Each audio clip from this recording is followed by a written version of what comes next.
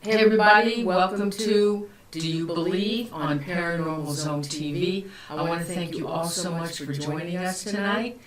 For those who may be new to the show, if you would please subscribe, I'd appreciate it. And please don't forget to give the show a like. Now tonight I have an awesome guest.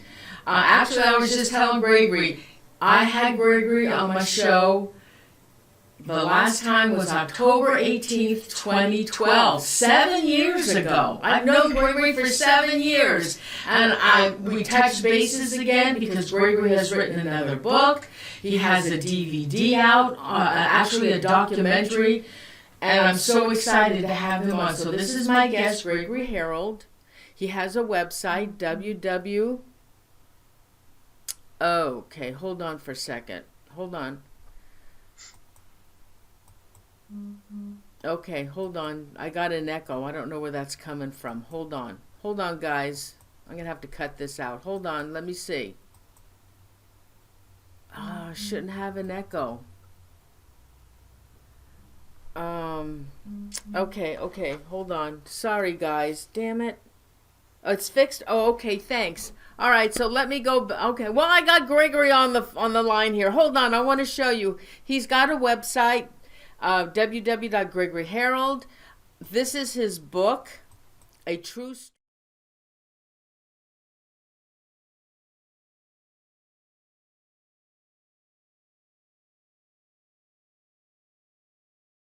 Welcome, Gregory, to the show. Thank you, Gregory, for coming on the show again. Hey, I wanted to tell them, though, I mean, this story that Gregory has is so bizarre. And you know, he's tried to get the attention of MUFON, and I just don't understand why nobody has noticed his story. When we show you the images, and Gregory will be showing some videos as well to show what he actually captured. And what happened was this whole bizarre story started in 1974 in his backyard in Florida. And what Gregory wanted to do, he put out an 8mm video camera to try and capture vandals that he thought was in his backyard. But guess what? What he captured was alien visitations. Now tonight is going to be episode 1 because there's just too much. He just has too much to talk about. So this is going to be episode 1 of 3. And we're thinking about the other 2 episodes will probably be shown on a Sunday. So, Gregory, welcome to the show. Thanks. Thank you. I'm glad to be here. Glad to be back. Can't believe it's been that long. Oh, my God, I know. Hey, you know what?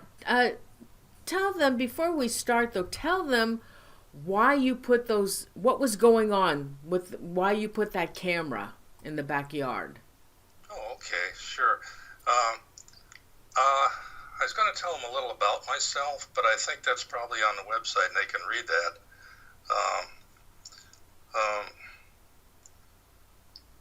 The reason that I have a thing written up here, I'd like to just go ahead and do that, sure. And that'll pretty much tell the story. Okay. Rather than try to ad-lib it, you know. So anyway, I'll give them a little background on myself to give them an idea where I'm coming from. Okay. And so let's get started with that. I grew up in Detroit, Michigan, graduated college with a Bachelor of Science degree in mechanical engineering. I worked as a mechanical design engineer until 1993 for Pratt Whitney in West Palm Beach. I'm not a researcher or a theoretical physicist, and until 1970, I had no interest in aliens or UFOs or activity or ghosts or anything like that. And during the 1970s, something very bizarre happened. It took place when my wife and I moved to South Florida to a village of Palm Springs, a small community. Before we get started, I want to thank Noreen. I want to thank you very much for recognizing the uniqueness and importance of these films and for letting me to tell this story on your show. Thank you very much. I appreciate that. Oh, you're quite welcome. Tonight I'm going to present you the first of 3 presentations. I'll provide you with evidence which will provide beyond a shadow of a doubt that we are not alone on this earth. said that a lot, but this is the real deal. We are being observed by invisible life forms, which appear to exist in our world in what you might call a separate dimension. I believe they are responsible for most, if not all, of the unexplained phenomena that occur in the world, such as ghosts, UFOs, and even things like Bigfoot and Sasquatch. I know it sounds way out there, but it's not. It could also explain the origin and activity of ancient aliens that took place over the centuries, included building massive structures like Stonehenge and even the pyramids, how they move those large stones. This is a two-part story. This part is what Noreen wanted me to explain earlier. It all started when my wife and I moved from Livonia, Michigan to the village of Palm Springs in South Florida. We bought a new home and settled into a neighborhood. Unfortunately, after a couple of years, we had a minor disagreement with one of the neighbors over the behavior of one of his children. Shortly after that, for no apparent reason other than that, we started to experience vandalism to our property during the night and constant harassment that continued on and off for years. We attempted to get help from the local police, but later found out that the neighbor had personal connections to the chief of police. I'm not going to focus on that part of the story or that part of the experience, but I do want to tell you that was the only reason I had for setting up a surveillance camera in our backyard. That's the only reason. Okay. All right, so are you done with that? Yeah, I'm moving on. Okay. As bad as that experience was, it's not a major part of the story that I want to elaborate on. I'll say that during this time period, my wife had become involved in politics, and when she was elected to the village council, the chief of police resigned that same day. So that tells you something. Despite all of the distractions, she was able to secure funds to build a library in the community. Sadly, she died in 1978 of cancer when all this stuff was going on. The library was named in her honor shortly after that. Now I want to focus on the second part of the story. This is the important part that I want you to hear. The second part of the story began as a result of setting up the camera. Hundreds of photographs of invisible life forms and their activity were accumulated over a 6-year period from 1974 to 1980, and you will be amazed. Now, I want to go into a little bit about how I started taking pictures and all of that. At that time, I didn't know anything about photography, didn't know anything about pictures, but we were getting damage to our property at night. So I found a surveillance camera. It was a Kodak Analyst surveillance camera. It used movie film to take still pictures at different intervals, say 1 second, 5 seconds, 4 seconds apart, whatever you want to set it for. And over the time period I was taking pictures, over those 6 years it lasted, I took over 500,000 frames of pictures. I didn't get a whole lot of images when you talk about 500,000, but I got hundreds. And so when I started running the films, the way I could tell that I got something on it, you couldn't run the time delay thing at full projector speed because it would go too fast. It would travel at, I think they say 16 frames a second, so you wouldn't see any of these things if they appeared on one of the frames. So I had to have a hand projector that I used to go over every single frame, and what I would look for is a little light blimp on the frame, and I would go back to that frame and elaborate on that light blimp. The light blimp in a lot of cases turned out to be little small orbs that eventually turned into spacesuits, what looked like spacesuits. That's how I found a lot of the pictures. Now, people ask me, well, when you start getting these things on film, didn't it bother you a little bit that these things are hanging around your house? No, because at the time, you'd take a picture, and there was no digital things going on. You had to mail the film into development houses or places that developed the film. And then 2 or 3 weeks later, you'd get the film back, and when you ran the film on a projector, you'd see that something was there 2 weeks earlier. But not knowing what it is, it really didn't think of anything too much, other than that's really strange. you know, and so we can move on from that. And I just want to tell you, I've written several books and produced 2 DVDs for the purpose of getting the information to the general public, because I think it's very important. It's really important because it proves that something else is here besides us. Now, my recent book, The Tale of Two Worlds, includes both of these experiences. Now, with the recent news that the Navy acknowledged UFO activity is real, they didn't say they know what it is, but they say it's real. The information I'll be showing you will undoubtedly support their conclusion and provide indisputable evidence that invisible life forms, or entities, or supernatural beings, whatever you want to call them, do exist with us on Earth. That's a fact. Yeah. Now, this presentation will focus on the presence of invisible life forms, the function of orbs they use for energy, it appears that way, and mainly the different types of spacesuits used by these entities over the years to travel to and around the Earth's surface. So I think with that said, yeah, you want to you already gave me the information about your wife's library, but you also wanted to talk about the participants. Yes, that's on page 1. Yes. All right. What I have is a diagram, and the first pictures were taken by me in 1974, and I continued taking pictures through 1980. But in 1978, when I first got the first pictures, I put an ad in the National Enquirer with a picture of the spacesuit, saying anybody that has any information on this, I would appreciate hearing about it, and I'll send you a copy of what I have. I got 10 responses. Most of them were kind of like a little shady, so I didn't bother with them. But this one fella in Chicago had just bought a Polaroid camera that develops film by itself. And he was taking pictures of the moon from the front yard of his home. And what he got were 5 pictures, exotic-looking pictures, animal-type, lizard-type pictures. And he asked me if I knew what they were. I looked at them, and I didn't really know what they were. At the time, I didn't have a computer. At that time, there were no computers. I was focused on the big images at the bottom. I'll get into that later in the second session. But right now, we'll go past that and get back to the diagram. Now, in 2010, a lady in the Netherlands called Micah, she had a feeling that something was going on. She started taking pictures over her house, and she had for 5 hours or so just taking straight pictures. And what she got was, she called it a space serpent, but what it was a capsule. And I used to think it was another one of the spacesuits, but it turned out to be a capsule. And the picture of that, we'll go over on one of the slides, but you can see a slight picture of it on that diagram on this page.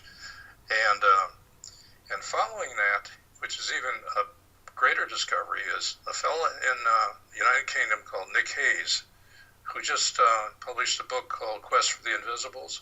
He's been taking pictures of in the dark using a Geiger counter with many different kind of pictures, infrared, ultraviolet, all that kind of stuff. And he caught one of the images on film in 2017 that this fella in Chicago photographed in 1978.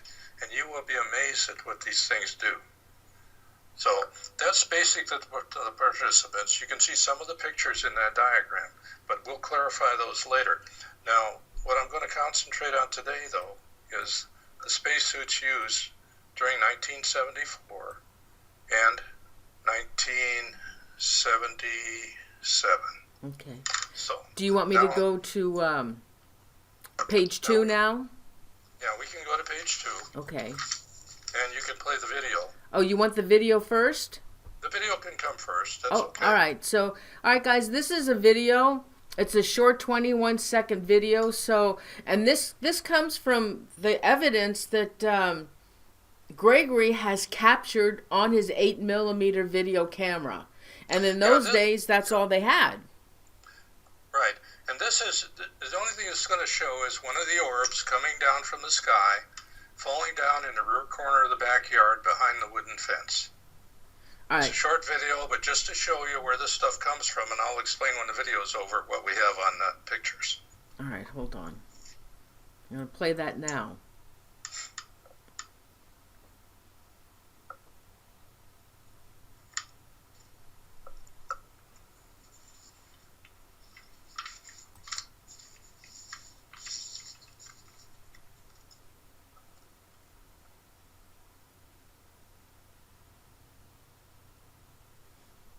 Okay. All right. It doesn't show too much, but we did have several of those kind of things happen. But this one happened to go in a bare corner of the yard, and there's its significance because of the story that was going on with the neighbor. But I don't want to elaborate on that right now. But we did capture orbs coming down, and before they turned into round orbs, what they were, if you go to page 2. I'm showing that now. Okay, you'll see it looks like an alien entity, or whatever you want to call it, a life form that has like a stem or a backbone or body coming out of the bottom of it. And if you can see it, it's got spikes coming off it, and it's producing numerous type little orbs. Now, that's a little strange, but that's what they do. Now, the picture on the right, that's the same thing taken at a different time, but it looks more mechanical to me. It's doing the same thing. It looks like a head and an arm and a leg, and it's spitting off little orbs all over the place. Now, if you go to slide 3. All right, hold on. Okay. There's an enlarged picture of that same on the left. It shows it a little clearer. Now, on the right, what I'm doing is give you a sneak preview of what the entities look like. This is only one picture of many, but I want to compare the head section of this entity on the right to the head section of the one on the left. The one on the left is producing orbs. Now, the one on the right produces a lot more than orbs, but I can't tell you what they are at this point because I have to take it in succession. But you can see the head. It has 2 short little arms like under the head, and it has 2 long tails that look like they're waving in the wind or something, but they're not waving in the wind, I'm sure. They're in their own little environment. I'll explain to you what that might be later. Mm-hmm. So, to go on to next page, Noreen, on page 4. Okay, what I wanted to ask you about this page, the entity that you captured, looks like a lizard type thing on legs. And it looks like maybe, like the one that you captured. Let me go back to 2. Like the one on 2 looks like it has a spacesuit. But yet the one on 3, it looks like an animal type. Now, could this one... it's so weird because you have one with a spacesuit and then you have an animal type that is not in a spacesuit, which is so bizarre and freaky. Yeah. Neither one is in a spacesuit, but the one on the right is on page 3. Are you on page 3? Yeah, now? I'm on 3. Well, the one on 2 looks like he's in a spacesuit. No, that's... the one on the right on 2, yeah. It looks like he's in a suit. Yeah, that's right. It looks more mechanical. Yeah. Mm-hmm. Yeah, I can't explain it, but it's doing the same thing as the one on the left. It's making orbs. Oh, God. I think what they're doing is drawing energy out of the atmosphere, and they use this energy for their purposes, whatever they want to do, whether it's to power a spacesuit or power a spaceship. As we go along, you'll see that I can show you both of those examples. All right. So okay. I'm going to go to page 4 now. Okay.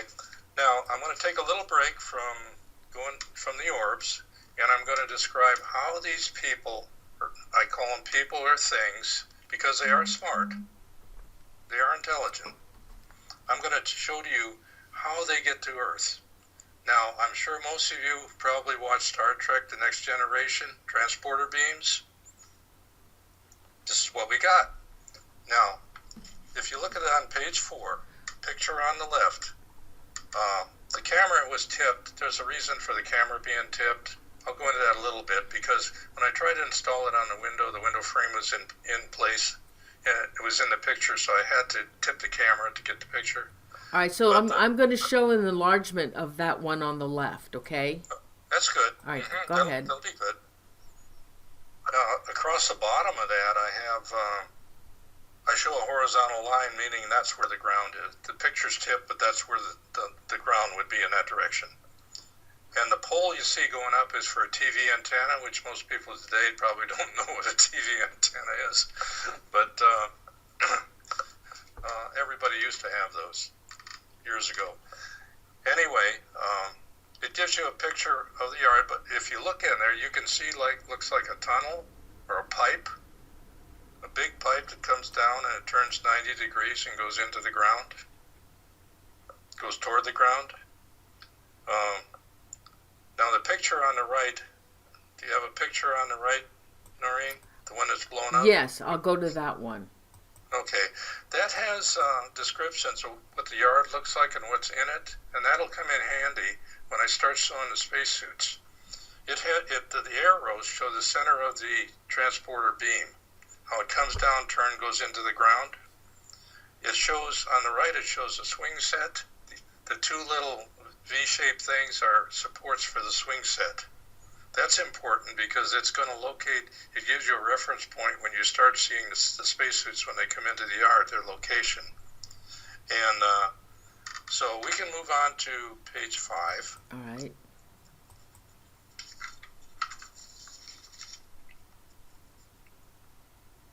On 5. This is the second photograph. And the two pictures on page 5 are the same. I just enlarged the one on the right-hand side so you can see it a little better.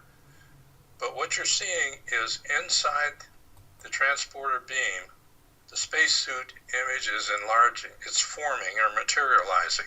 You can't see the whole thing yet, but it's becoming clear. So if you want to move into the next slide, which would be page 6. Okay, I enlarged both images on 5, and so I'm showing them the enlargement that you had, which you can clearly see is similar to the image that's on your book. I think. Yeah, it's getting there. It's not there yet, but it's getting there. Wow. Okay. That's just crazy. Okay, I'm page 6 now. Now we're going to 6. 6 is it's fully materialized, and I straightened the picture out. It's totally materialized in the beam. Now the picture on the right is an enlarged copy of that, and it shows you a lot of detail. Now what I'm going to do before I describe the detail, I'm going to show references to what's in the Bible about the cherubim. The cherubim, for people who don't know, were the second in line of angels, fallen angels from God. And it says that they were first mentioned in the Bible in Genesis 3:24 in the Garden of Eden. And it says, before the rebellion, Satan was a cherubim. It says, in their appearance, the cherubim had the likeness of a man. But here's the tricky part. Under the wings, the cherubim appeared to have the form of a likeness of a man's hand. That was in Ezekiel 1:8. Now, looking at the picture on the right, with the descriptions on it, you'll see like a beam of force beam coming down, which vertical on the left-hand side. You'll see the helmet on the spacesuit. Under that, there's a bracket that looks like it's attached to the side of the spacesuit. And holding onto that bracket, it appears to be two fingers attached to a forearm. And the forearm, as it goes down, seems to be coming out from under a wing. Now, and notice another thing too. Right under that, there's an orb. That's your power source. It's been on every one that I pulled up. So it's kind of odd that the description in the Bible kind of is that of an angel, because in the Bible they describe the cherubim as angels. Not angels like is traditional, but this is what the Bible said angels look like. And they described the likeness of a hand coming out from under a wing. So I thought that was interesting. But we can go on to page 6 now. 7. I'm sorry, page 7. And corrected. Okay, you gotta keep me straight here. Okay. Okay. Now, what I have here is the same picture of that materialized spacesuit, and I'm pointing out the helmet, the forearms, or the fingers and the forearm, and the wings. Now, this is the first picture of 4 that were taken in the first week of November. Now, what happens is there are 3 more images that materialized after this one, 4 seconds apart. So let's move on to page 8. Okay, wait a minute. I'm going to show them the video. Oh, yeah, I'm sorry. Yeah, so this is a 47-second video of what Gregory captured from his 8mm video camera. So I'm going to show. Let me add that the image will start from left to right, and they move very rapidly, go across the screen to the right. Now, what I've done is slowed the video down, and I'm playing back slow. So they'll go from 4th image to 3rd to 2nd back to the first one, and you'll see what they look like and how they travel. Okay, so 47 seconds, guys. Here we go.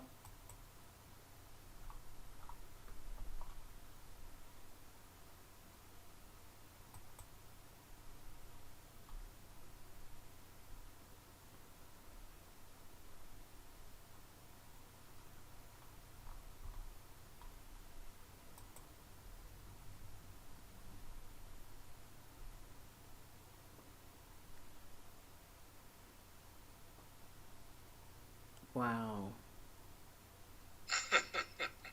That's so weird. But can you imagine what I was thinking when I saw those things? Oh my God. It's insane. I was thinking that since we were having trouble with the neighbor, he had 3 little kids. He always had them in football helmets running around playing football, and the first thing I could think of was he sent his little kids over to my yard to damage stuff, and I couldn't believe that. Oh. And of course it wasn't the kids, It was these things. But now, if we go back, ready to go back to page 7. Oh, you want me to go back to 7? Mm-hmm. Oh, you want to talk about that still? Just temporarily. Okay. The picture on the right that shows the spacesuit is the first one of those that in the series of 4. That's the one that fully materialized. Then guess what happens? What?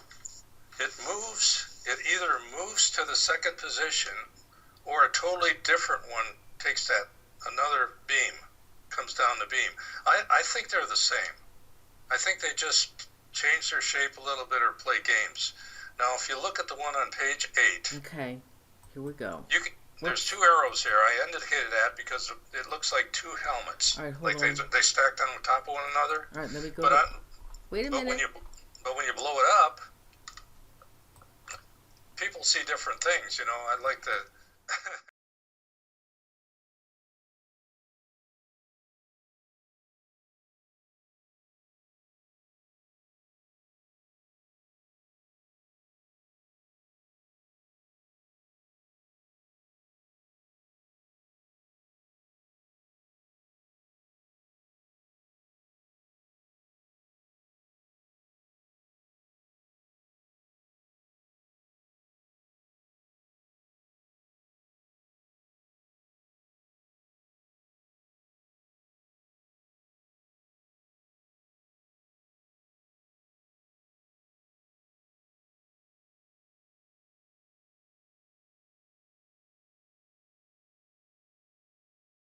Audio on that. Wait a minute. All right, hold on. Let me show that again. Okay. Are we getting any audio here? Yeah. That is so weird. I mean, that is just, I can't believe it. You have got, so far you've got 3 different images. One in a spacesuit. Then you've got one that looks like a standing lizard, and now you have this thing, and it shows a face and a beard, and it's not even in a. I don't get it. I don't get it. I think they knew that they were being filmed, and they were just playing around. And it's a helmet because it's got the orb right under it, just like all the rest of them. And I think they put a head on top of it, and they're playing a game like the medieval stuff with the sword, saying, "Oh my God, what are these guys going to think of this?" Now I don't know. Your guess is as good as mine, but this will kind of prove true as we move on to the next page. All right, so 9. We go to 9. All right, hold on. I'm having some issues right now. Hold on for a minute. Oh, okay. Hold on.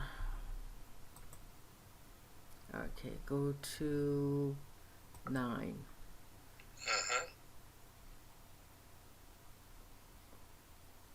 Mm-hmm.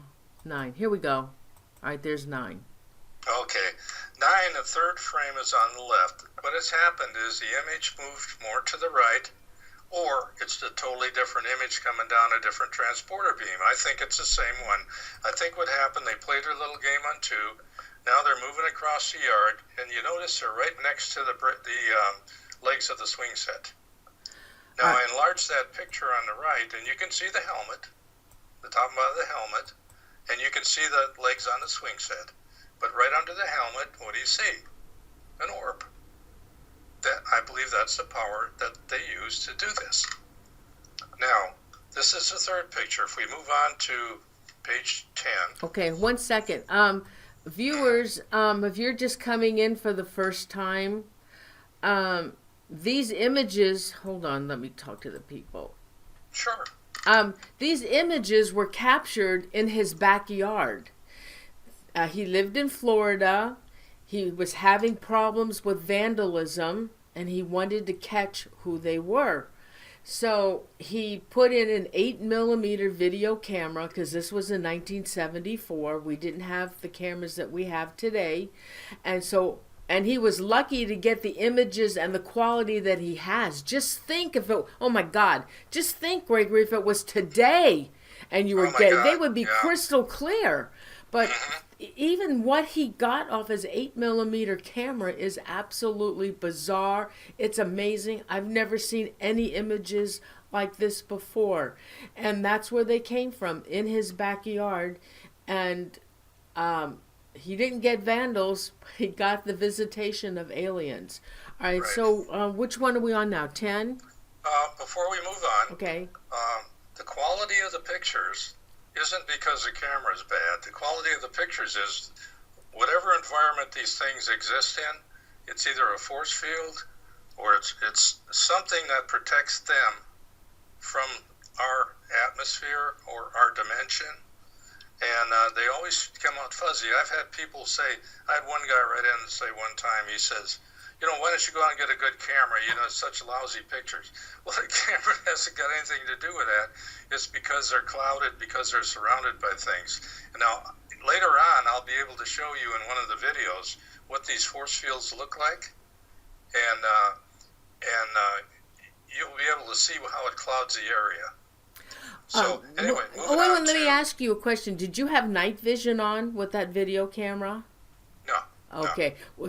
That's another thing, too. We had one spotlight shining into the yard for the sole purpose of illuminating the yard so you could see something, what it was relative to if it showed up on the picture. And but I found out later you don't need light to see these things. They have their own light.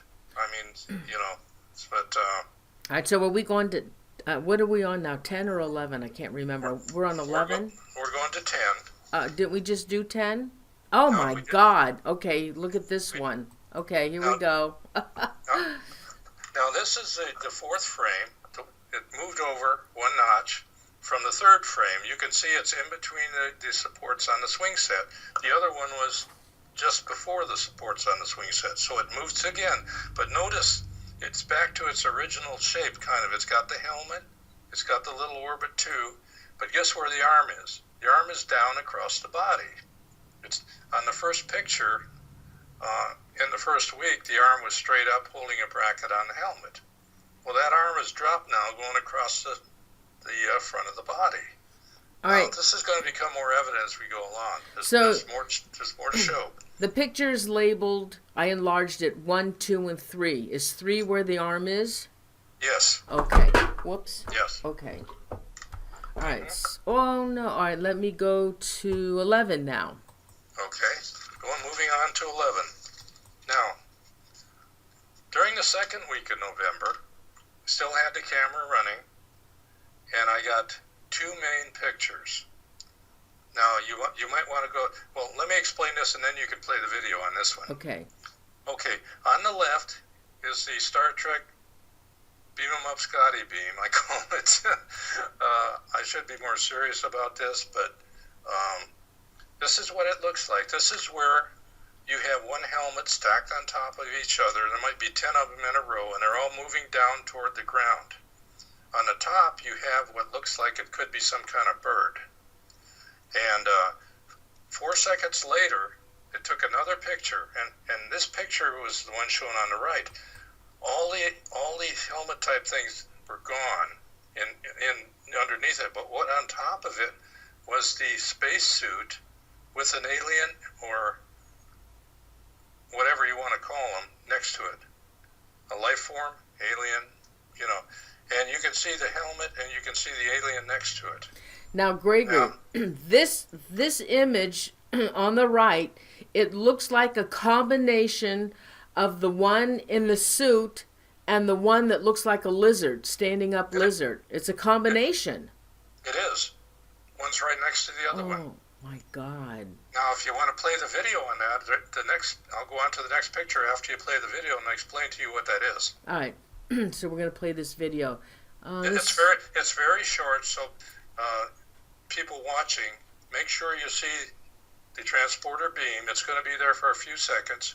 Then a few seconds later, you're going to see the one on the right.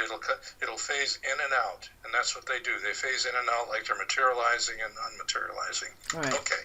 This one is 23 seconds. Here we go.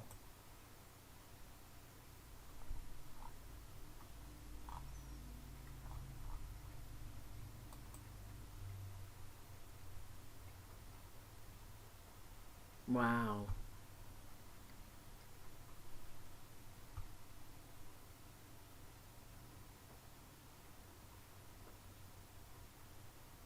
Wow, that's crazy. It goes like in and out. Mm-hmm. Oh my God. It's like phasing in and phasing out. Yeah. It's like. All right. Did you want to go to 12? Yeah, let's go to 12, and I'll go ahead and say a few things about each one of those. The picture on the left is a picture of the spacesuit next to the entity. Now, it looks like a face in there, but I'm not going to say it's a face in there. And you can see the helmet, and it's just to the left of the entity itself.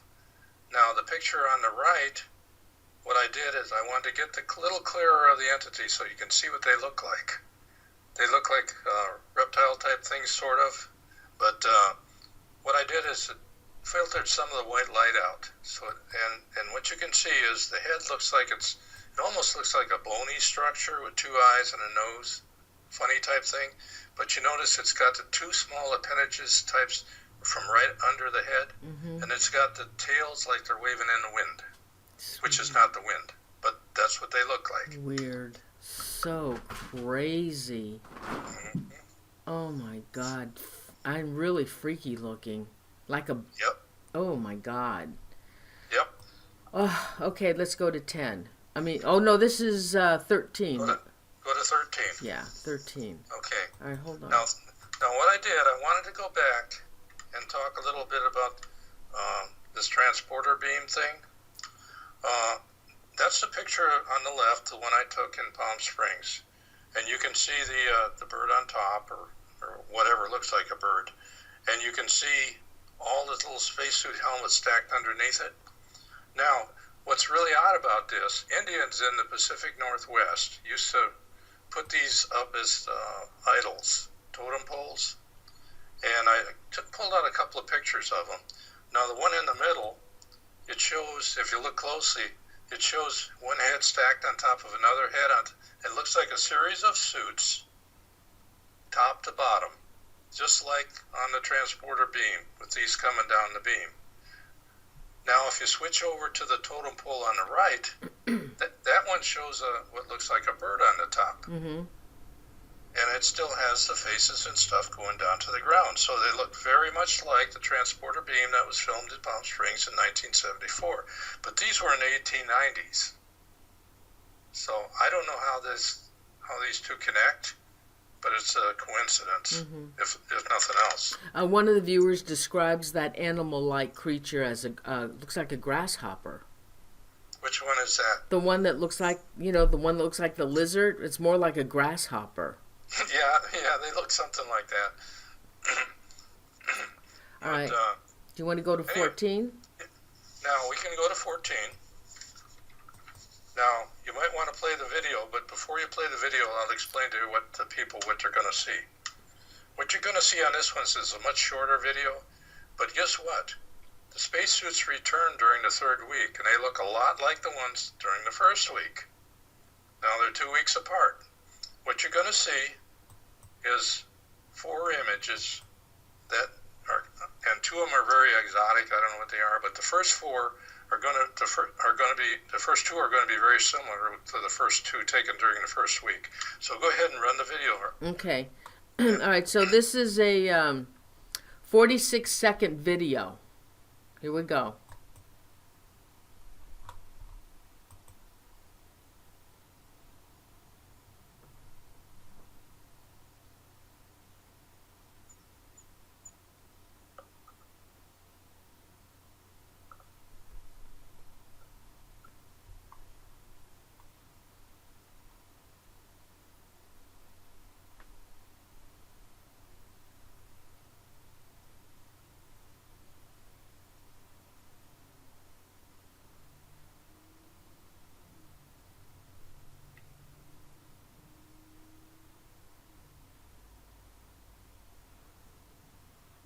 Wow.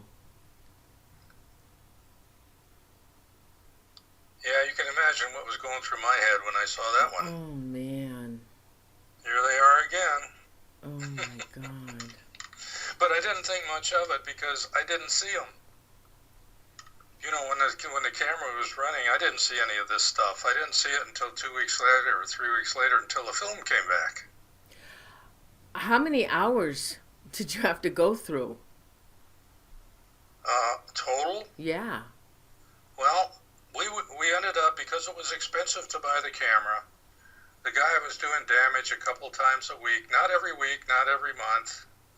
So what we did, we ran the camera 2 nights a week, on nights where we thought he might be up late doing his thing, And what I would do is I'd run the camera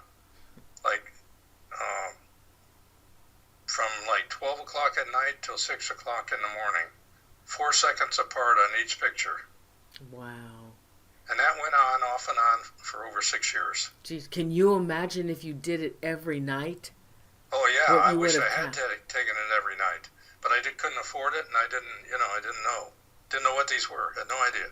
Was this, okay, so every time that you left the camera out overnight, you captured images. Was there ever a night that nothing was captured? No.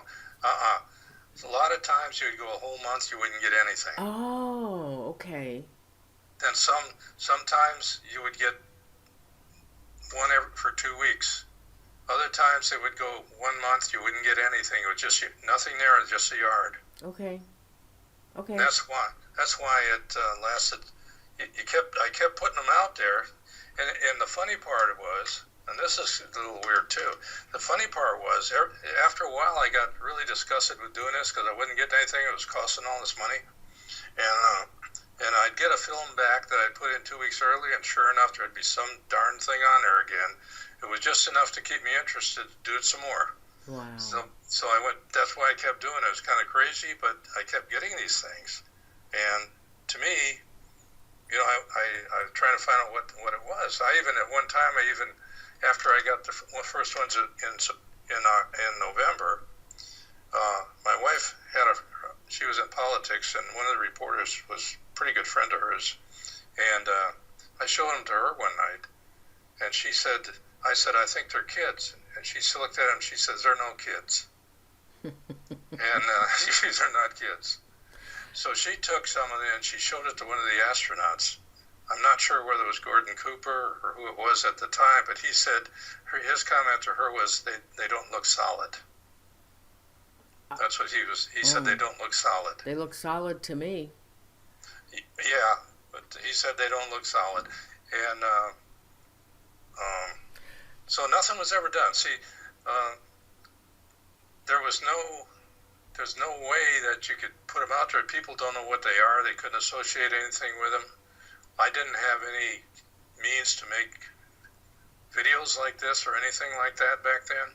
The only thing you had were the pictures on the Super 8 film, and you couldn't show them off to Super 8 because you had to go one frame at a time, and people get bored. They think, oh, it's just another one of those things. But it's not one of those things. It's a real thing. When you after you looked at your video and you saw this happening, did you try and get anybody like from MUFON or anybody that dealt with UFOs and aliens to come out to your house?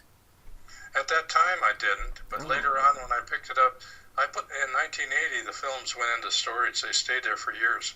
And in 2007, I pulled them out. And that's when I got put them on the computer and realized what I really had. Then I called in MUFON, and they just said it's a glitch in the camera. The camera must have moved when you took the pictures. Then the first thing they wanted to do was, it almost seemed like they were they had some kind of thing going where they had open and close cases, and whoever opened and closed the most cases wins some kind of award going on in their system, So they didn't spend a whole lot of time doing it. And I called one other person in a different state, and the first thing she wanted to do was ask me a lot of questions, whether I've been captured or whatever you call it. Well, you were an alien abductee? Yeah, so I said, forget that stuff. This is crazy. So I didn't have anything to do with them anymore. See, this is out of their box. They're not thinking on this level, and they don't know anything about it. Neither does the government. But I have a lot of evidence that would help the government, or I'd help scientists. If they study these films, I'm sure they would get a good idea what these things are. But before these 3 sessions are over, I'm going to give you a lot of information, what I think they are, based on the evidence and based on science. I can't understand.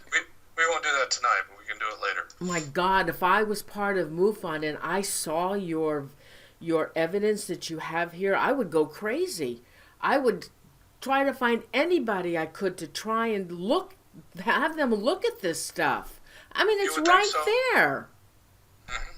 You would think so, but it didn't happen that way.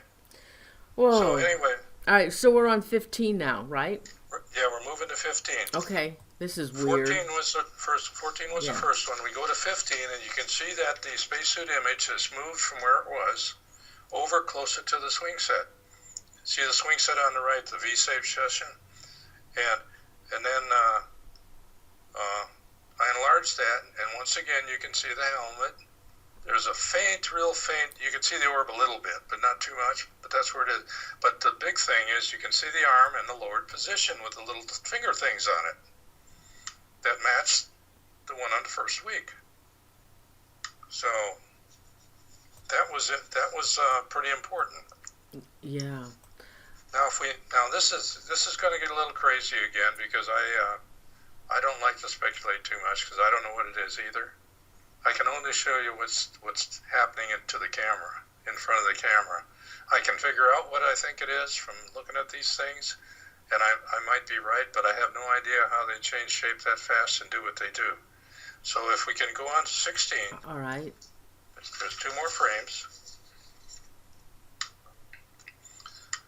The one on the left, it looks like one of the alien images with the long tail, only it's standing up. Mm-hmm. And it looks like it's in some kind of suit, because it looks like it has 2 arms sticking out like this in front of it. Mm-hmm. Yeah. And it's kind of floating there.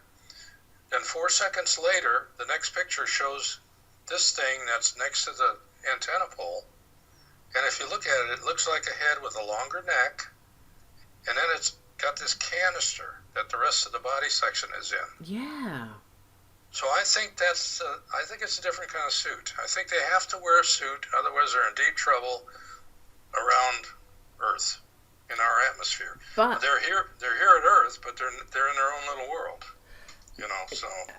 But that one that looks like it's out of a suit. Mm-hmm. Now that was so. Let me show that one again. Now this one's weird. If this one doesn't have a suit. Which one is that? The one on image 3. The white entity that looks like a grasshopper or a standing lizard, all white. Yeah, they're not always in the suit. How could that? They come out of the suit, but usually when they're out of the suit, they're in this kind of an energy beam. You'll be able to see that on a later video, how that beam covers across the whole yard.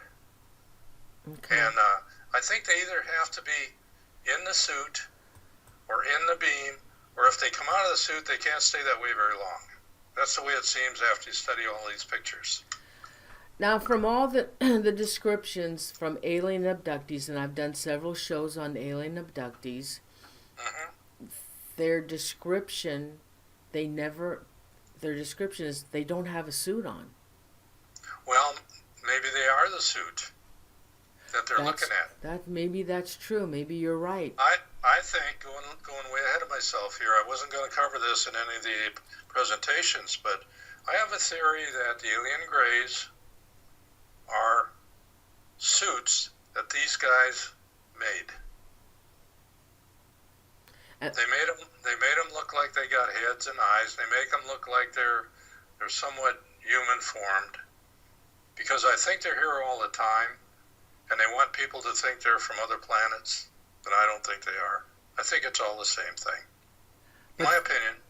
I could be wrong.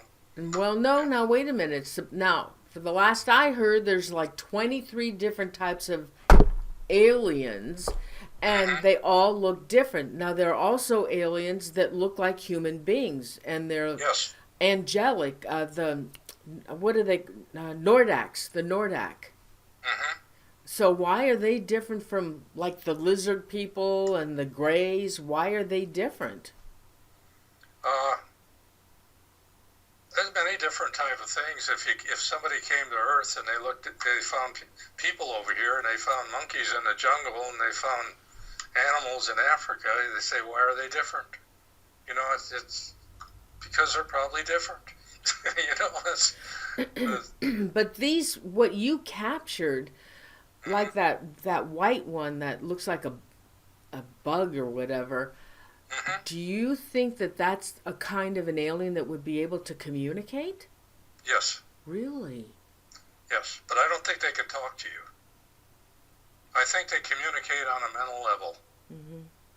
See, physical things are one thing, but energy's another thing. And energy can never be created or destroyed. It just changes shape. Now, later, I'm going ahead of myself again for the other shows. Oh, that's okay. I'll throw this in quickly if you want. Yes, please. I want to hear it. I have a suspicion they exist in dark matter. The universe is made of matter of different types.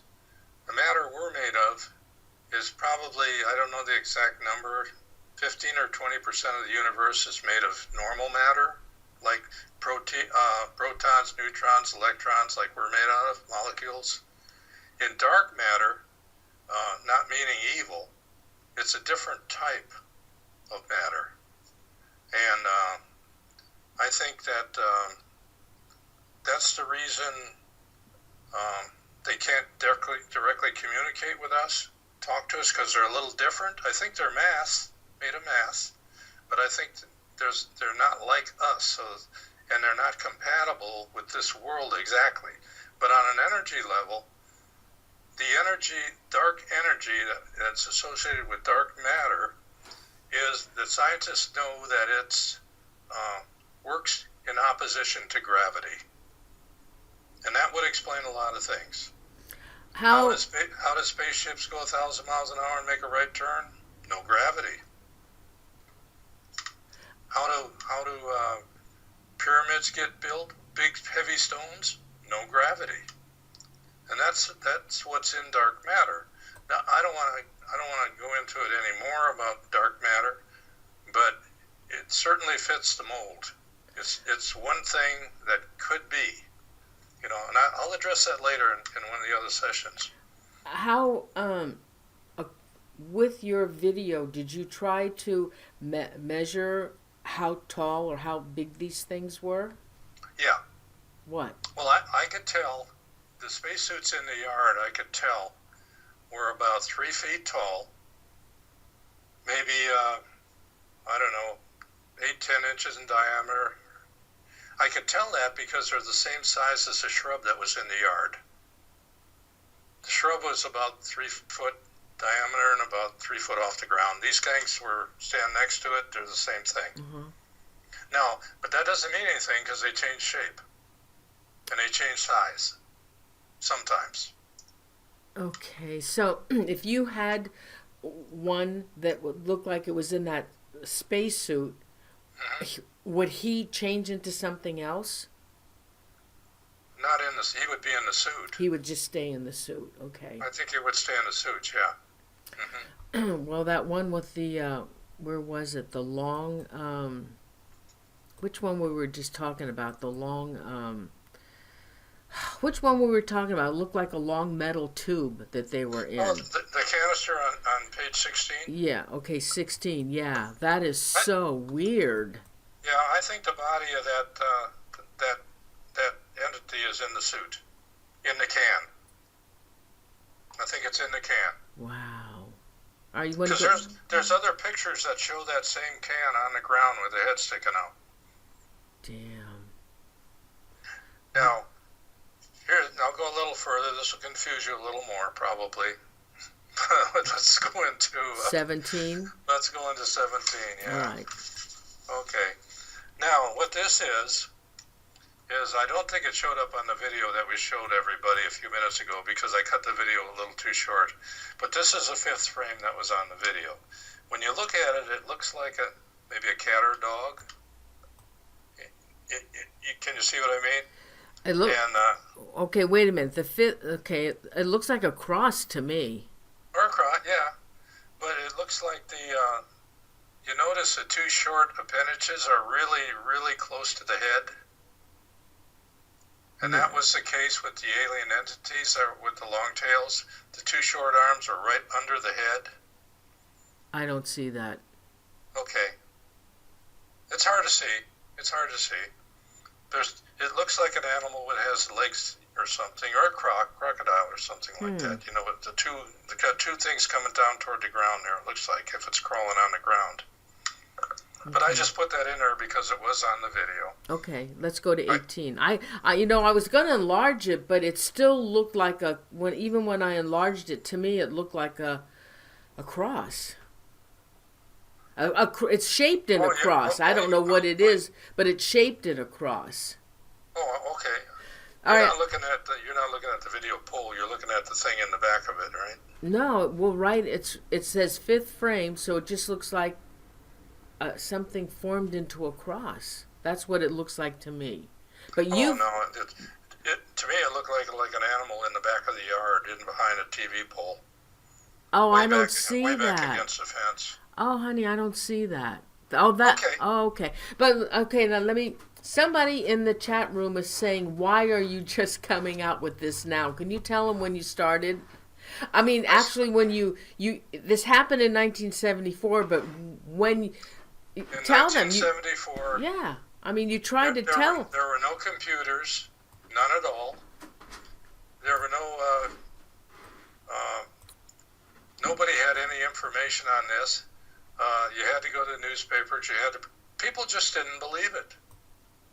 They just didn't believe it. It's like, hey, it's just a flaw in the film. It's frustrating for me too. I mean, I've been trying to do this for a long time, but another reason is around 1980, after I turned it over to the reporter and stuff like that, she couldn't find anybody to do anything with it. I put it away. It stayed from 1980 until 2007 in a box, in a closet. It didn't come out until 2007 when I did. What happened was my son, he writes books and stuff, and he said he was going to write a book, and I happened to think, well, maybe it's time to get this thing out of storage and put it out there in a book so I could show people what it is. And by the way, in 1980, I did try to write a book. I submitted it, and it got rejected, and it gets rejected, and it gets rejected. That's what happens when you try to write books. Unless you know somebody, important, they're not going to publish it for you. And if you ever try to publish a book, you'll see what I mean. And when you got stuff like this, which is really off the wall, a lot of people don't even like to hear about it, they're not going to bother with it. And that's exactly what happened. Now, in 2007, I picked it up again, and I was able to take these films and go ahead and work with them a little bit. Even back then, black and white film, you couldn't go to the drugstore and get it developed. You had to send it off to some kind of lab, And so it was very difficult. It was getting nowhere. So I just put it away and forgot about it for the next 30 years or so and pulled it out in 2007. Then I started putting it in the books. And the first book I wrote was The Alien Connection.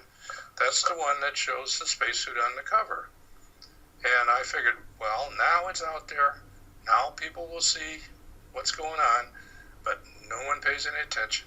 I contact radio stations, TV stations. They don't even get a reply. Oh, my God. Coast to coast, I contact them, don't even get a reply. Nothing. So that's why I thank Noreen for putting this on, because it's really, I've been on several shows before, which were okay, but nothing ever came of it, and I never able to promote it like this. I never able to show individual photographs and actually go and explain what they are. So this is the first time. That's the reason. Well, the first show we did, because like I said, I aired a show October 18th in 2012 with Gregory. But at that time, I was new at this program that I'm using now, and I showed pictures, but not like what we're showing tonight. Right. You have very few pictures. Right. Yeah. Yeah. And I've been a fan of Gregory's ever since 2012 when I met him, and I believe him, and if I can promote him and do anything I can, because the stuff that he has, nobody has what he has, and it's real and it's true. He doesn't fake. Yeah, my main interest here is, I wrote the books because that's the way to get the information out there. There's no other way to do it. Newspapers don't pay any attention, reporters don't pay any attention. So I figured at least if I get the books out there, the stuff is documented. And you got to remember, these films, they're almost 40 years old. They're on Super 8 film. And one thing I can tell you about Super 8 film, each frame on that film is probably less than a 1/4 inch square. And all these 8.5 by 11 pictures are blown off a 1/4 inch square piece of film. And now, you can't fake Super 8 film. What you can do is take a picture of each frame and enlarge it and fake it. But I still have all the original Super 8 films. They've never been modified. They can't be modified. So they're all true. They're all original. The pictures are all real. That's all I can say. Now, I would think the government or somebody in the government would be interested in these, especially the scientific community. Maybe the guys on Ancient Aliens might want to take a look at this. Maybe they might take a little different look at how they explain what Ancient Aliens are or why this stuff happened. Have you tried to contact some of those guys on Ancient Aliens? You can't do it. You either have to have an agent, or you have to have somebody else, or you have to have an episode that's already been produced and filmed that they approve and all that stuff, and it's just impossible. No, I meant one of them to talk to. You usually don't get responses. Oh my God! I even sent a thing to Carl Sagan way back when this started, and I sent him pictures and stuff like that. I never get a response. I sent a book to this. He's a theoretical physicist, the Oriental guy. What's his name? He teaches at the City of New York. He's been on TV many, many times. I don't know. Is it the black man? No, he's not a black guy. He's a Oriental type guy, I guess, and he's very smart. But I don't know if he got the book or not, but I did send everything out. I sent it to a lot of different places. Over the years, I've sent videos of certain parts of this to all the paranormal organizations all over the world, hundreds in emails with the link. And I get a lot of responses back, why are you bothering me with this stuff? You know, I got better things to do, so don't bother me anymore. Oh, my you know, God. So here you go, you know. That's the way it is. I don't believe it. That's the way it is. So, anyway, right. We can move on to 18. All right, so let me find 18. Okay, here's 18. Now, this is what I wanted to point out. This is very important. It's a comparison of the spacesuits between the first and third weeks in November of 1974. The reason I kept pointing to the arm in a lowered position, I wanted to show you that it wasn't a one-time event. It wasn't a freaky picture. In the first picture, I show the first picture taken in the first week of 1974, and the first picture taken in the third week of 1974. This is the one where it has the arm in the upright position, and I said I don't think he really wanted to get photographed, because they came back 2 weeks later with this phony-looking thing. It's got the helmet and the rod, but it looks like there's no fingers, there's none of that stuff. It looks like it's wrapped in some kind of cloth. So I almost got the idea that it's being played with a little bit. I don't know if that's so, but it kind of looks that way. Now, if you go to the picture on the right, I compared the fourth picture taken in the first week to the second picture taken in the third week. Now, you can see they're in different places. One is in between the struts on the swing set. The other one hasn't got to the middle of the swing set yet. But notice the helmets. Notice the arms in the lowered positions. It's almost the exact picture, 2 weeks apart in different places. So it's no coincidence. And it's no reflection. Nothing wrong with the film. That's them. Wow. They completely look different. That's why I think the picture there with the when it looks like it's wrapped in cloth is just faked up, you know, because it's just kind of out of character at the time. They don't even look anything alike. No, they don't. Wow. But I think they're the same thing, though. Wow. Weird. Yeah. All right, let's go to 19. Okay, 19. Now, you're going to really love this one. Yeah, all the people out there should love this one. This is going to be very exotic. What it was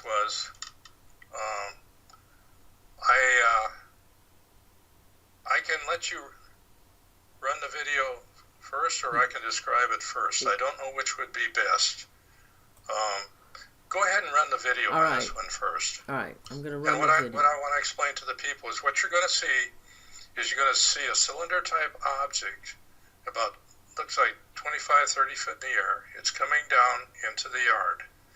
Now, the top of that cylinder is actually a helmet.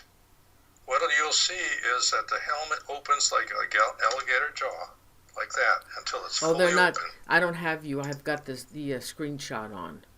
Okay, that's fine. And what you see, it opens like an alligator helmet. Now, when it's fully open, it looks like there's a face in there, but then what happens, the helmet separates from the body, and an alien entity comes out of the bottom of the spacesuit. Well, the part above the helmet slowly disappears, and that alien element travels down to the ground. Okay, run the video. All right, let me run the video. Oh, and by the way, Royce Hinman, my mod, said George Taki. Maybe you could try and get a hold of George Taki. Who is he? He's on Ancient Aliens. Oh, okay. Maybe he might. I can give it a shot. They'd be interested if they have time to look at it. All right, I'm going to show this clip. Okay, now this clip is longer, guys. This one is 1 minute and 25 seconds, so it's a longer clip. So I'm going to play that now. And it has labels in it when the helmet is. Pay close attention to how the helmet opens. Okay.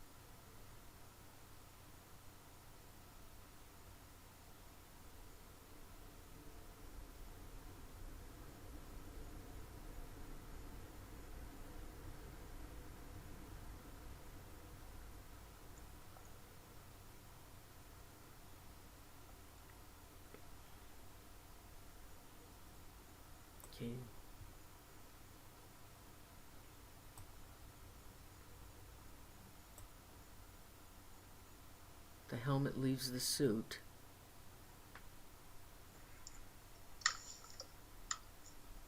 And you'll see the alien entity drop out of the bottom of the suit. Well, it says the suit gradually disappears. It gradually disappears. The alien entity drops out of the suit and goes toward the ground. It dropped.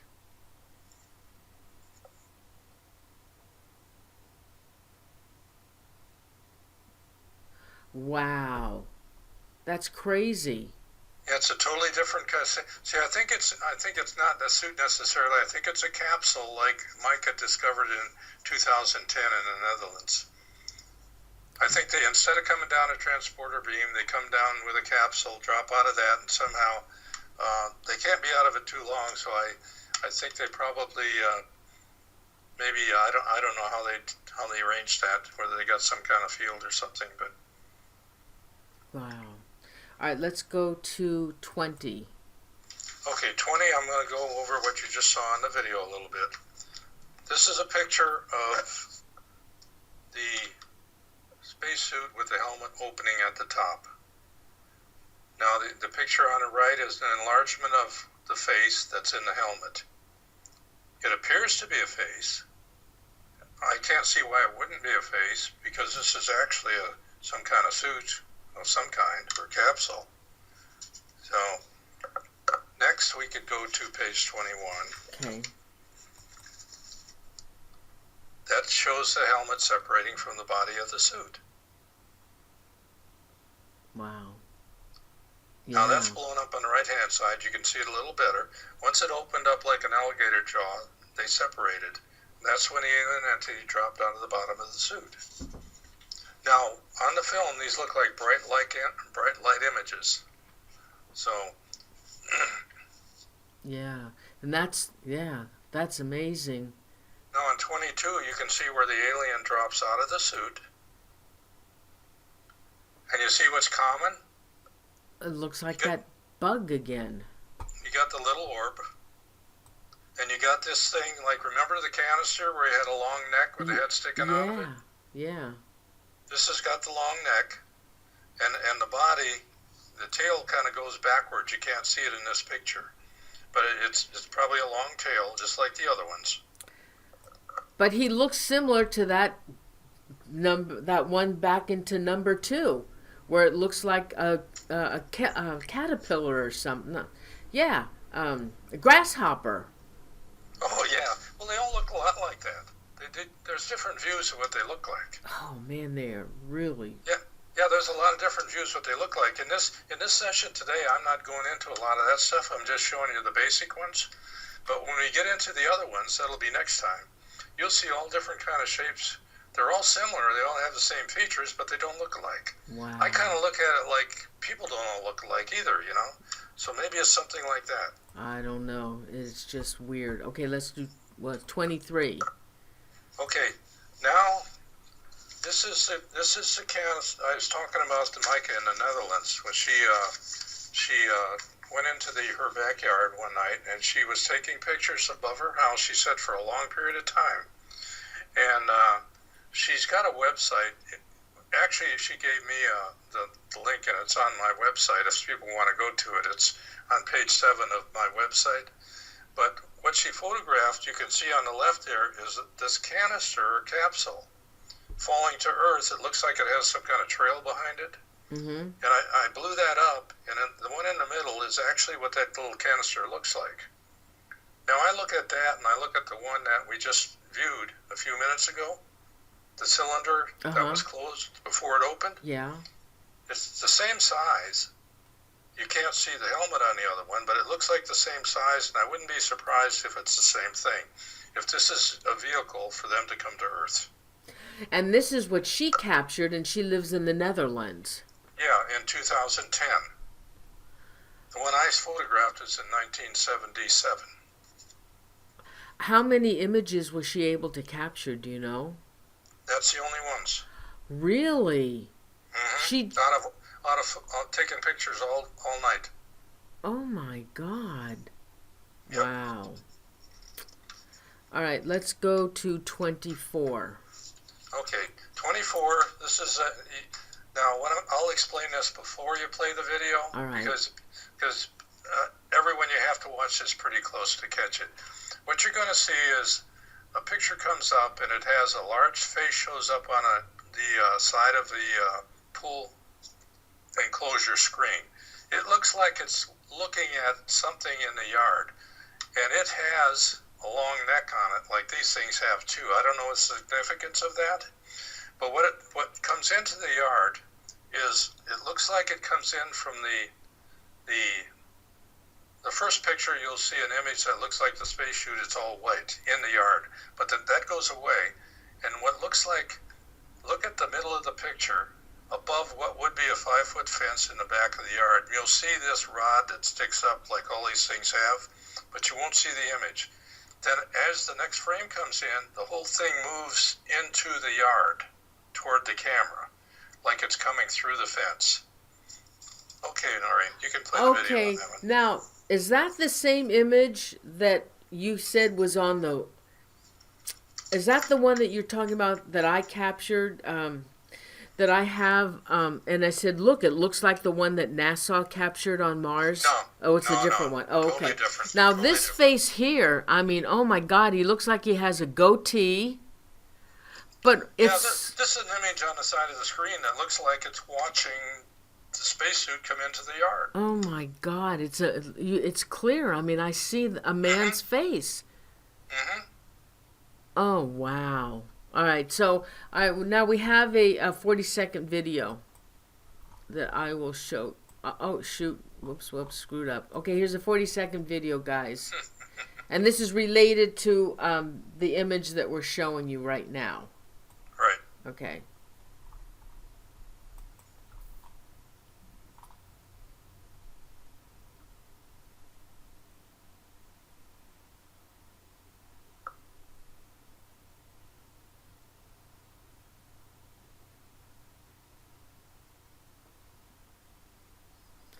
Oh my God, there it is.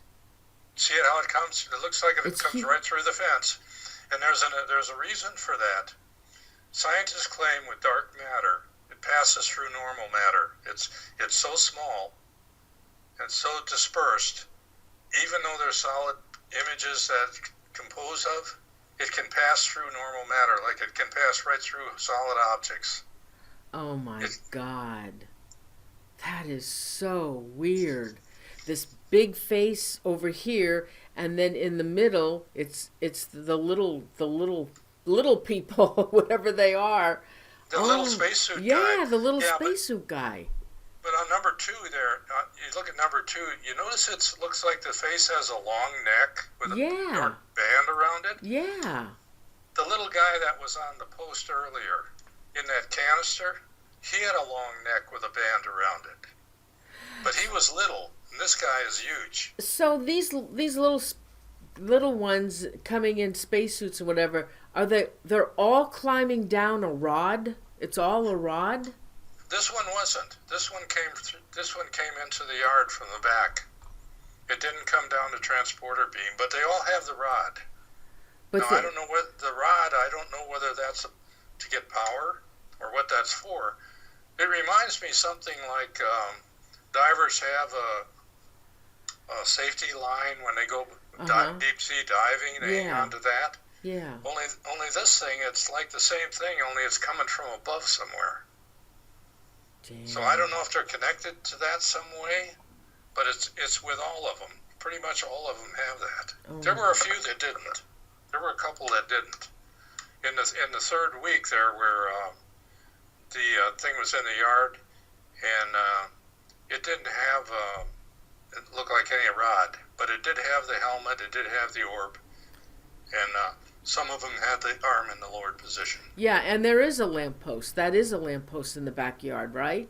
Yeah, that's the that's a lamppost. That's not the one that Gregory's talking about. If you look to number 4, if you look to the image 4, there's the rod that they come down on.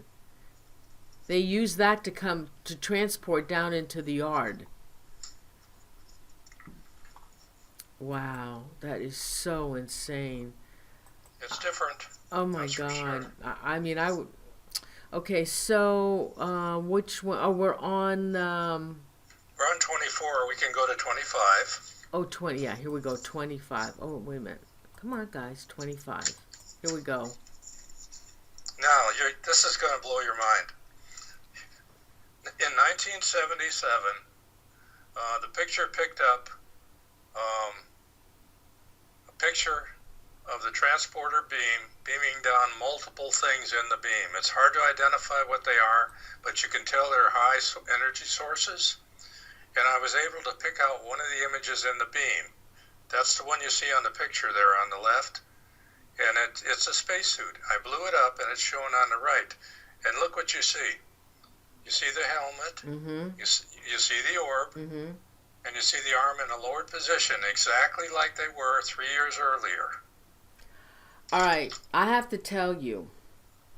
I can see it. Okay.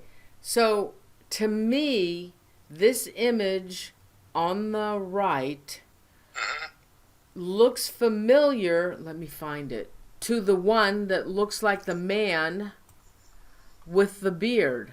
Let me see. Do you remember what image that? Okay. Yeah, that's during the second week. Okay. So that image that you have on the right looks like this image that you captured on number 8. It looks like this. It looks like the same face. Oh, it is. Yeah, it is. It looks like exactly the same thing. It happened. See, this happened 2 times before. It happened on the first set of films that we did in 1974. It was like the third image that it showed. It was like this. It had the arm in the lowered position. It had the helmet. And it had the light. And it also happened in 1977. Oh my God! It happened 2 times in 1974, in the first week and the third week, next to the swing set. And it happened again in 1977. The same thing 3 years later, different location in the yard. Wow. Hey, Royce, if you want to take questions for me, you can start doing that now. Thanks. Noreen, before you do that, maybe? Yeah. Go ahead and play Oh, the no, video. we're not finished. We're not Yeah. finished. I just got to get the questions going. Oh, okay. Yeah. Because the video shows a huge 5-foot diameter orb at the end of it that comes into the yeah. yard. No. Eventually turns into a spaceship. Oh, yeah. No, we're going to take questions, and then Royce lines them all up for me to give to you. Okay. All right, so, so now we're doing 26. Okay, 26 is this is what we were just talking about. This is this image on 25 compared to earlier ones. You had 2 of them in 1974, one in the swing set and one before it got to the swing set. Wow. Okay, so is this just a face or is this the whole body? This is a suit. A suit? Oh, really? The whole thing. You see the helmet at number 1. The orb is at number 2, and the arm is in the lowered position at number 3. Huh. Those are the same ones that were there in 1974 during the first and third weeks. It's exactly the same thing. Wow. But it came back in 1977 with the same outfit. All right. Now, this one has a video. Yes, and it's going to show you, it'll go through the transformer beam, which I pulled the spacesuit out of, but at the end of that, you're going to see the whole screen light up as the UFO comes in, or the big ball of light. It's about a 5-foot diameter orb. Okay. Comes into the yard, fades in, stays there for a minute, and fades back out. All right. You can talk, actually, during this video. There's no audio on it. All right, so I'm going to show this. This one is 1 minute and 43 seconds. It's a little longer. It might be a little bit redundant, but it's important to watch it till the end. All right, because I'm going to watch it, too.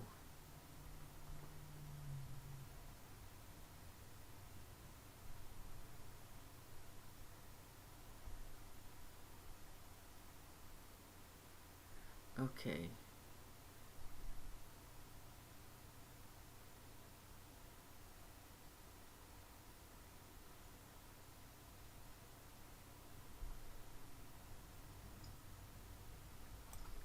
Okay, here we go.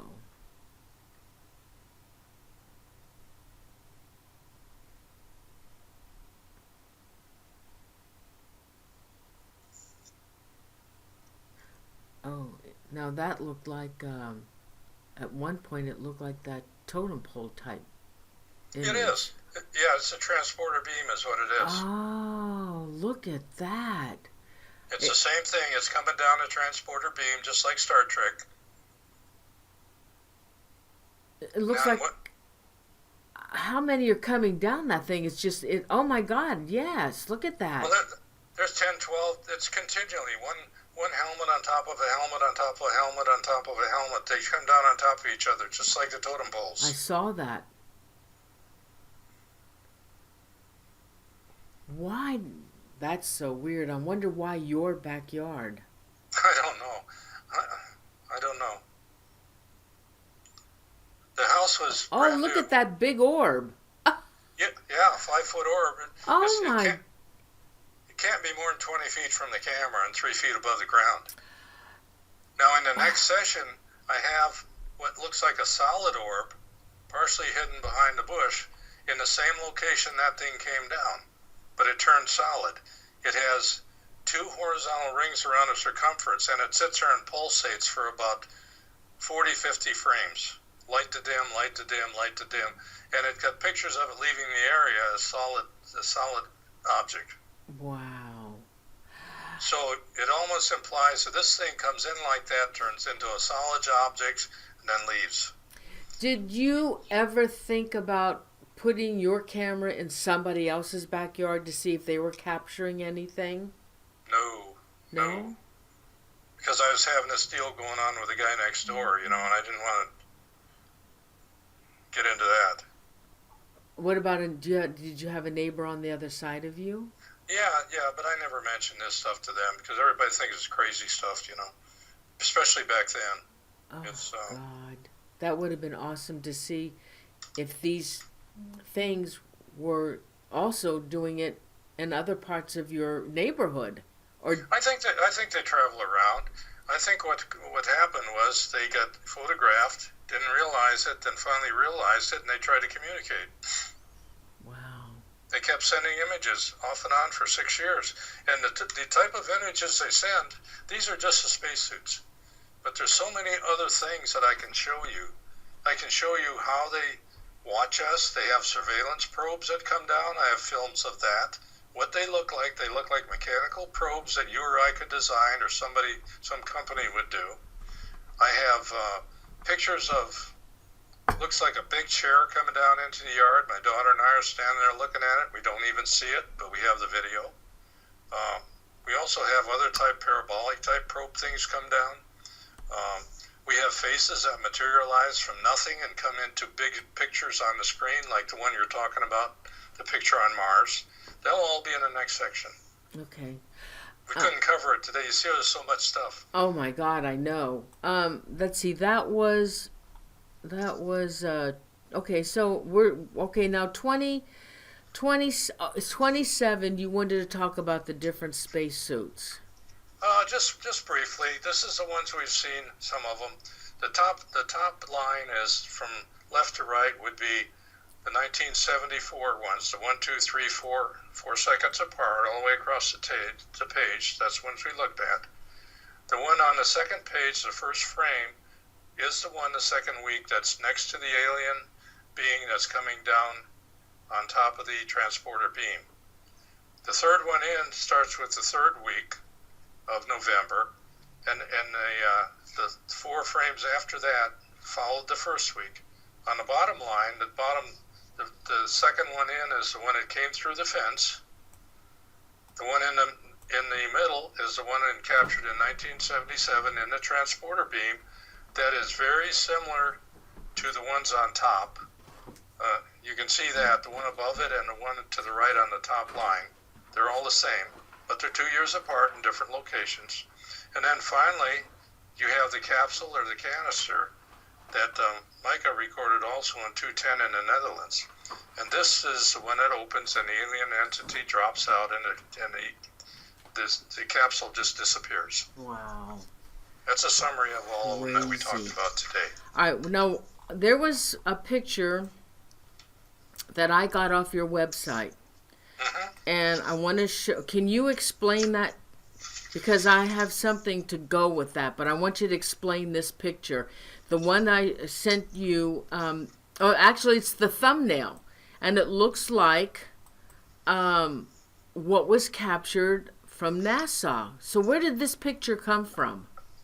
This is the one that the camera was taking a picture, and the first thing that showed up in the camera was a little chipmunk guy on the right-hand side of the window. And that's the only thing that was in it. And then a few seconds later, an image started to materialize about 35 feet out into the yard, and it started to form a picture. And it got bigger and bigger and bigger until it come up to the camera in the camera lens, and that's what the picture was. Okay. And that picture was identical to the little picture in the corner. They were both the same. And that big picture is the one that you thought looked pretty much like the one they saw on Mars. Yeah, and I'll show them. That'll be in the next episode also. Okay. See on the right-hand side, everybody? That's what was captured by NASA. It was captured on Mars. And it looks so much like the image that Gregory captured. There were fossil skulls, but that's what it looks like to me. Mm-hmm. So I just wanted to share that. I just thought it was so interesting. It was just so interesting, and oh my God, I've always believed in you, and I believe your story, and I think your story is absolutely fascinating, and I'm just hoping that some more people will watch this that's interested in this kind of a thing, and because to me it's very educational, and you're showing something that nobody else has, and I just hope everybody enjoys it, and I hope more people and like, you know, I had a guy was going to come on the show from MUFON, but you know what, and I sent him some of Gregory's pictures, and like what Gregory said, nobody's interested. No, they don't know. No. You know, they don't know, and you got to think out of the box. He wouldn't answer. I said, well, what do you think of this? And you know what he came back and said to me? Oh, I'd love to come on your show because I want to talk about my experiences with UFOs. It wasn't about him. It's about Gregory and his story. So I didn't ask him. I didn't ask him to come on. That really upset me. You know, that nobody's interested but themselves, and that's what really bothers me. Yeah, we're looking at totally different life forms here. And they're intelligent. They just, there's reasons they can't interface with us directly, but they can influence our thoughts. I'm pretty sure of that. And I think eventually it ties into how religion got implemented into the human culture. Yeah. I think these things had a lot to do with that. And I'll cover a lot of that later in the other episodes. I'll bring out more references to the Bible and the pictures and things like that. And I'll also elaborate on what science is doing today to try to discover what these things are made of and where they exist. And but I can do that at a later time. Okay, well, I can't wait. All right, so we have some questions for you. Again, everybody, this is the first of 3 episodes. So this is episode 1. We will have 2 more. I will post them. Hey, another question I have for you guys. Don't forget, if you subscribe to my channel, you will get the notifications of these shows. It seems like sending out email reminders doesn't seem to be working. I might just close that up completely. It costs me money to do that. But if you subscribe, you'll get the notifications in your emails when the shows are happening, okay? All right, so we have some questions for Gregory, and let me go. Oh, wow. Whoa, what time is it? We got a lot of questions. All right. What's up? Bring them on. All right, question from Cassandra50. Cassandra is one of our moderators. Did Gregory ever see UFO craft while this was happening? No, I never saw anything. Okay. I never saw anything. I never heard anything. Okay. From Tammy Heitzman. Question. Does Gregory still live in that home? And has Has he or anyone else ever followed up with investigating the property? Well, here's the thing. When I was filming it got to 1980, the pictures started to get really weird. I mean, I had ugly faces coming up on the screen. I had all kinds of crazy stuff. And when that started to happen, I kind of said, I'm out of here. And I moved out of there. I think it was in 1980. And I never pushed going back there because I didn't want to, whoever's in that house, I didn't want to put them through any aggravation over this stuff because people might want to be bothering them all the time. So I just didn't bother doing that. And I had looked into what it might be. We built the house new. It wasn't that anybody lived there. And it was built on farmland. And that's about all I could find out about it. No, I've never been back to that house, and I never even mentioned where it is because I don't want people going back there bothering somebody. Although they might be able to go back and get pictures. I wouldn't be surprised. It could be the location. I don't know. Did you ever check at all?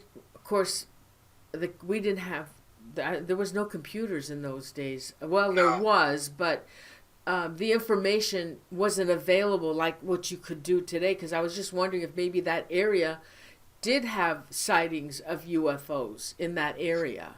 Oh, yeah. Well, I had, in fact, there was a person I used to work with at Pratt Whitney was there. He said he saw a big UFO type vehicle over a lake that was maybe a quarter mile away from the house.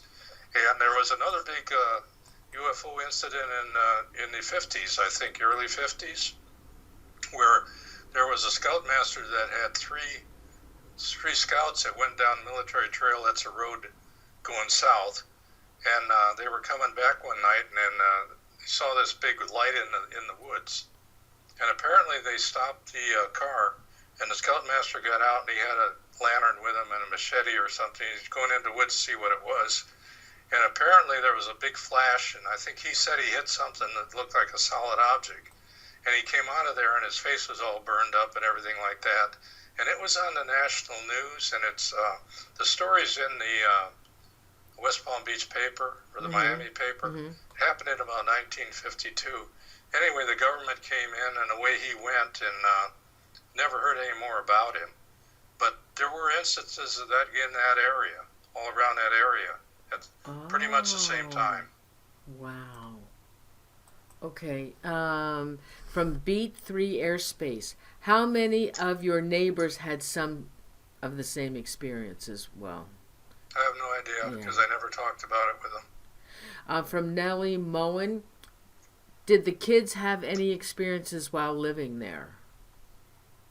Did who, the kids? Yeah. They told some stories about stuff, but I chose not to even put it in the books because I don't know if it's true, but I wouldn't be surprised. Let's put it that way. Nellie Moen again, what damage was caused by these? They weren't caused by these. They were caused by the guy next door.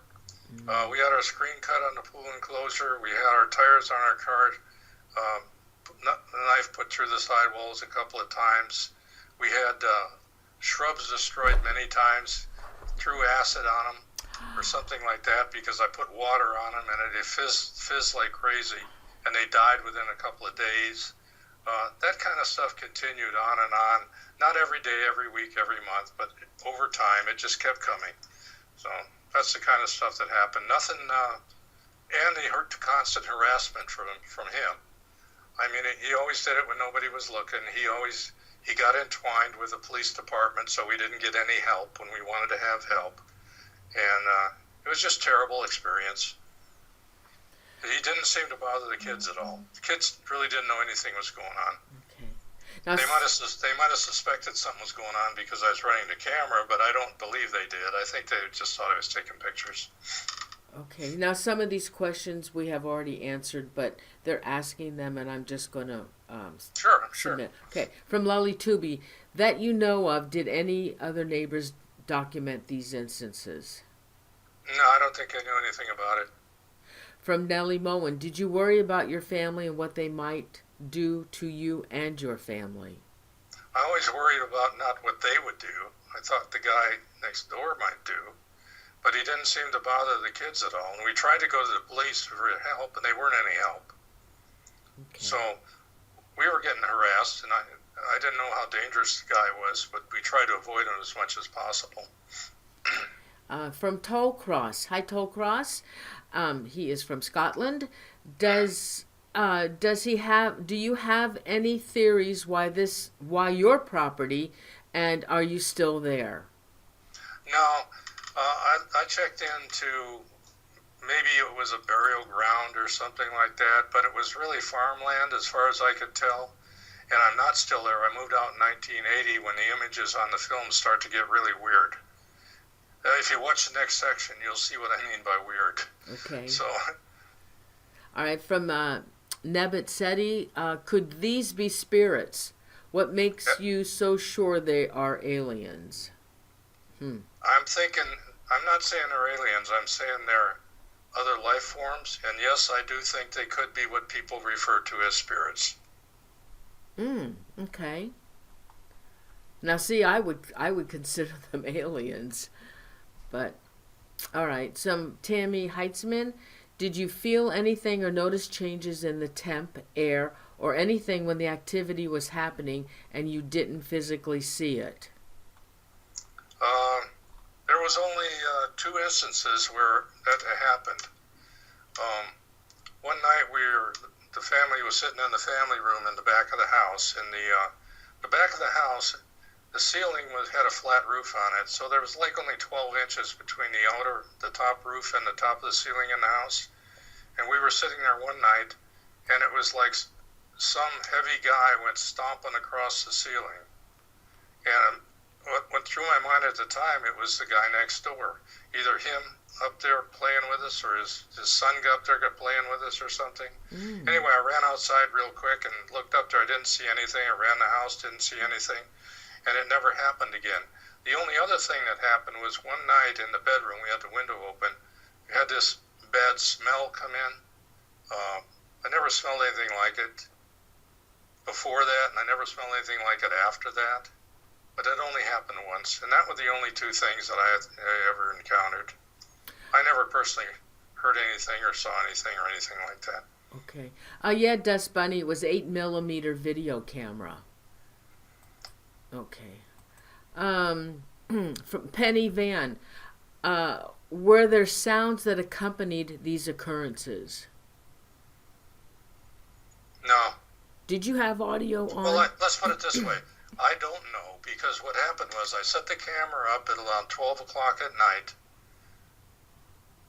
It was taking pictures by itself every 4 seconds until about 6 o'clock in the morning, and I wasn't anywhere around. We were sleeping. Did you have audio on the camera? No. Oh, that's why. So you have no... Oh, my God. Mm-hmm. Too bad there wasn't audio. Yeah. So these were like surveillance cameras. Was it like That's what it was. It was a surveillance camera that businesses used in their business. They would take pictures at any interval that you wanted to take a picture. The camera held a roll of film that was 3,750 images or frames, and a 100-foot roll had 7,200 frames. Oh. So what I was able to do was set it at 4 seconds apart, and it had 3,500 frames to go through. So it lasted about 2-3 nights, and then I had to put in another roll of film. So it's really not a video camera. It's a streaming camera, but it goes in shots. It's a video camera, but it doesn't continue to take videos. It takes each frame at a certain time apart. Okay, so that explains it to me. It's like a hunting camera. When you want images and you play it back, they're in shots.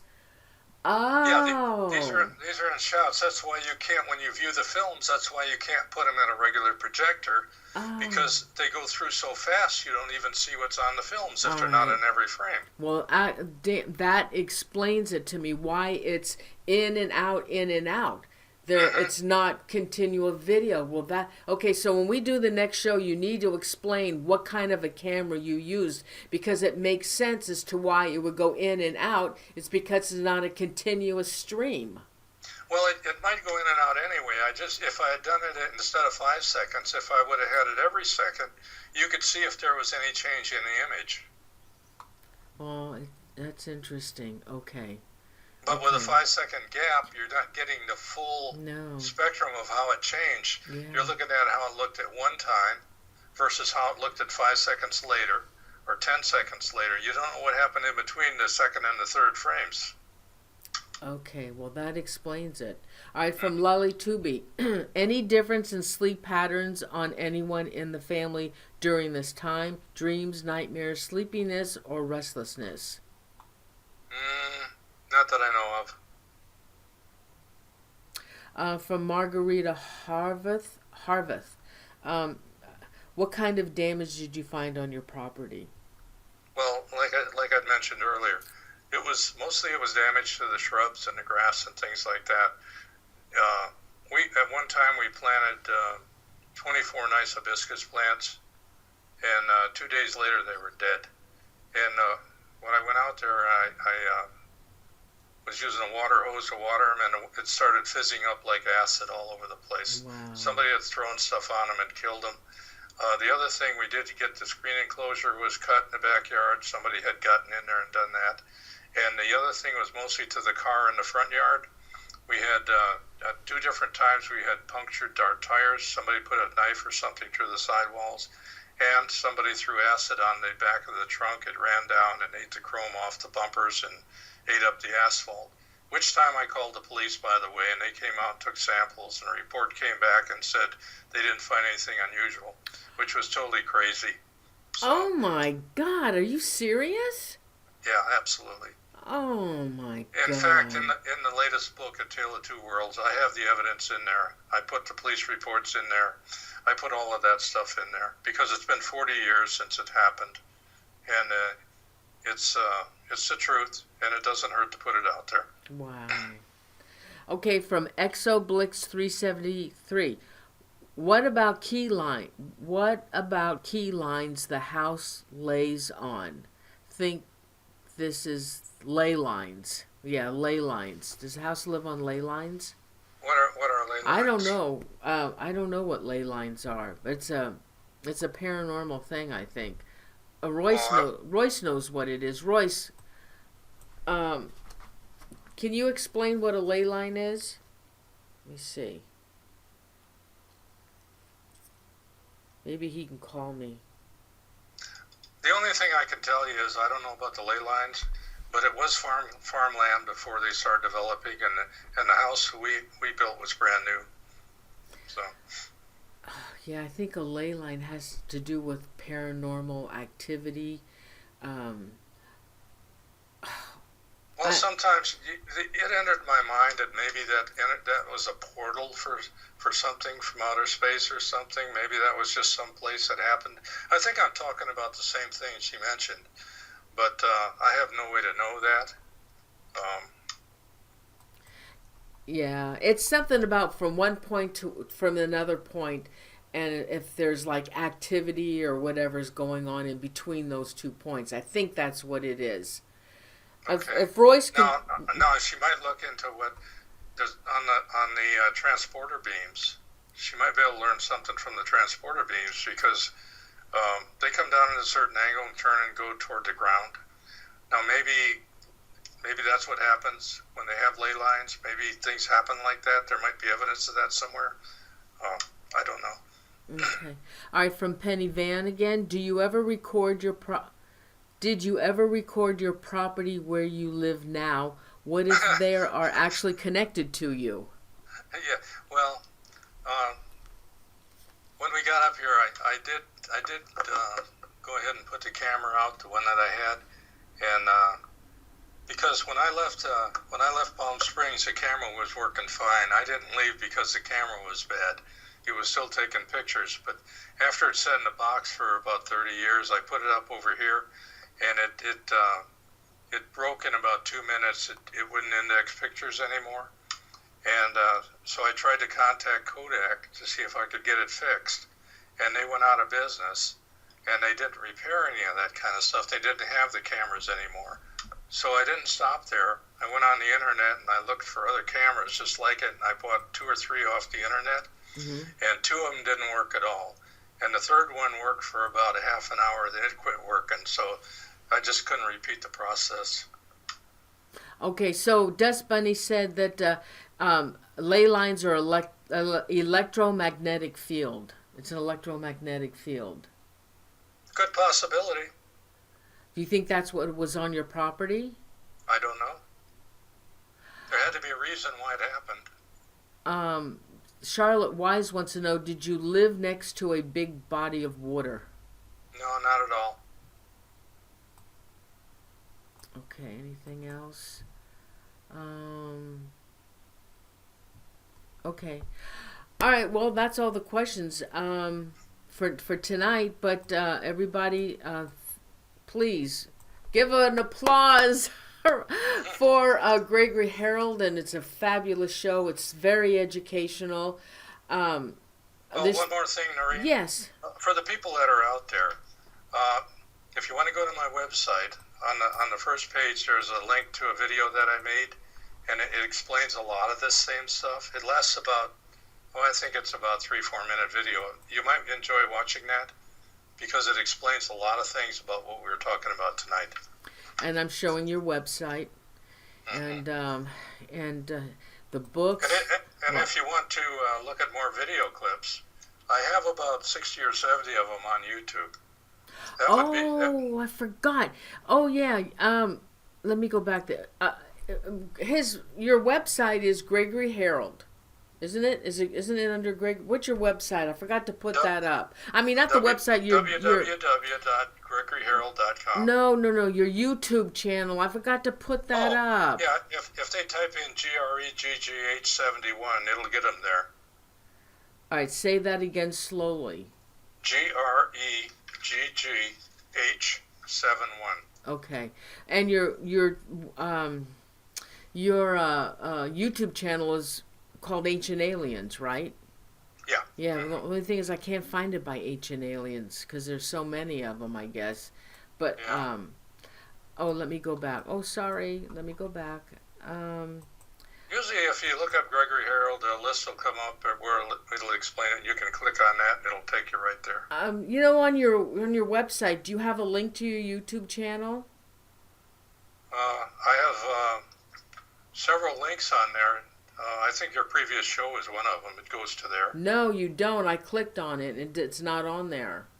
You got that you were on Do You Believe October 18, 2012, but if you click on it, there's no link, and you should do that because mine's still active. Oh. No, I think if you go to page 6 or page 7, it says shows. Oh, okay. Previous shows. Oh. And yours first show is listed on that one. Oh, okay. You can click on that; it'll take you to your first show. All right. Well, you should put your link to your YouTube channel and the name of it on your website. Yeah, I'll definitely do that. That's a good idea. Okay. What? I want to say one more thing real quick. The next presentation will show you the entities, how they interface or attempt to interface with us. You're going to see a lot of amazing things on there. You're going to see the large balls of light, the UFOs. You're going to see the faces that come out of nowhere and go onto the screen, and many, many other exotic type things. Oh, it's going to be... And also you're going to see links between how it may be connected to religious values or how it may influence religion, culture, and things like that. All right. So.